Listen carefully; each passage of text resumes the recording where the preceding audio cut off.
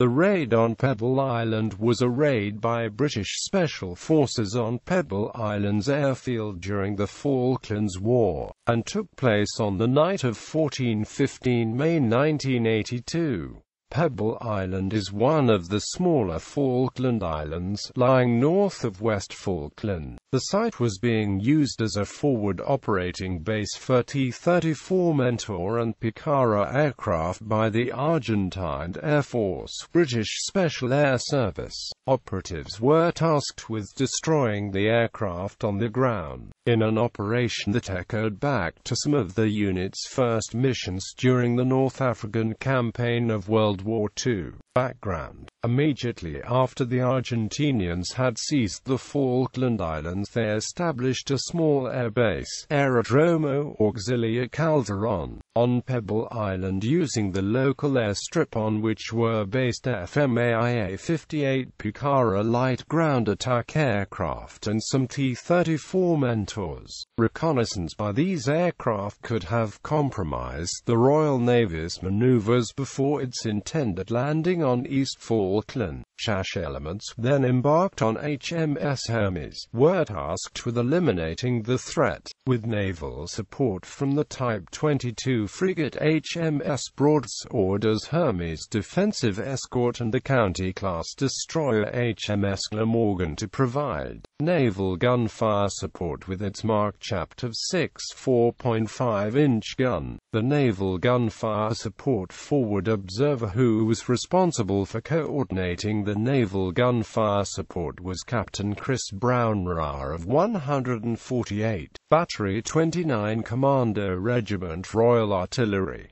Initial intentions were for a squadron-strength air insertion from Hermes using personnel from D Squadron, 22 Regiment. The raiding party would destroy the deployed aircraft, radar site, ground crew and the force protection garrison before helicopter exfiltration to return to the deck before daybreak. Reconnaissance for the raid was conducted by personnel from the boat troop of D Squadron, conducting an infiltration by Klepper canoe. The patrol found that strong headwinds would increase the time taken to fly in from Hermes launch point, delaying time on target and reducing the available offensive window to 30 minutes rather than the planned 90. In light of this information, the planning emphasized the importance of destroying the aircraft as a priority, with support personnel as a secondary priority. The raid. During the night of the 14th of May, two Westland-seeking HC-4 helicopters of 846 Naval Air Squadron, part of the Commando Helicopter Force, departed with 45 members of D Squadron on board.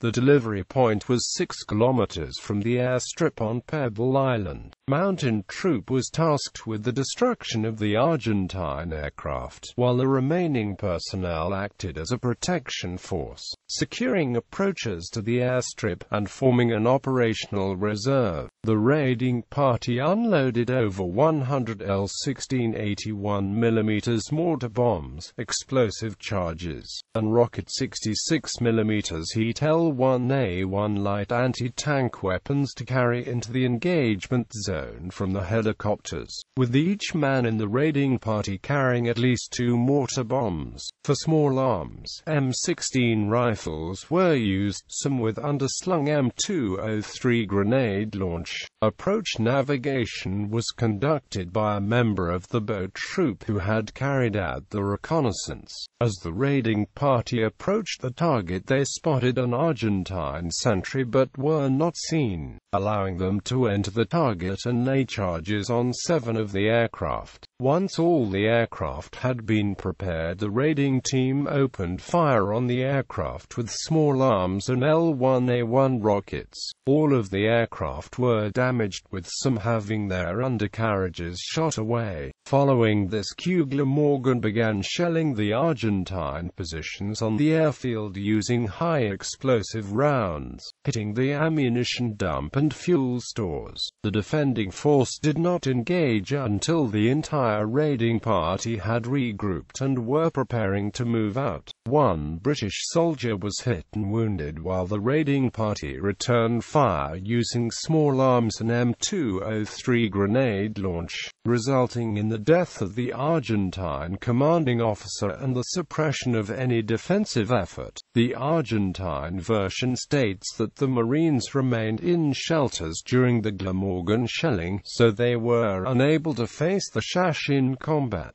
The British wounded were the result of shrapnel from exploding charges settled by the Argentines under the airstrip in order to deny its use to the enemy. The blasts were triggered in the belief that the operation was a full-scale assault to take over the airbase. Exfiltration. The wounded man was hauled back to the recovery site with the raiding party reaching the aircraft by the required time for transportation back to Hermes before daybreak.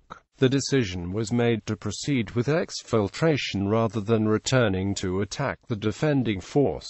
Aftermath. Assets destroyed during the raid totaled 6 FMAIA-58 Pucaras, Air Force, 4 Turbo Mentor trainer, light attack aircraft, Navy, 1 short SC-7 Skyvan utility transport aircraft, Coast Guard. Destruction of the ammunition dump.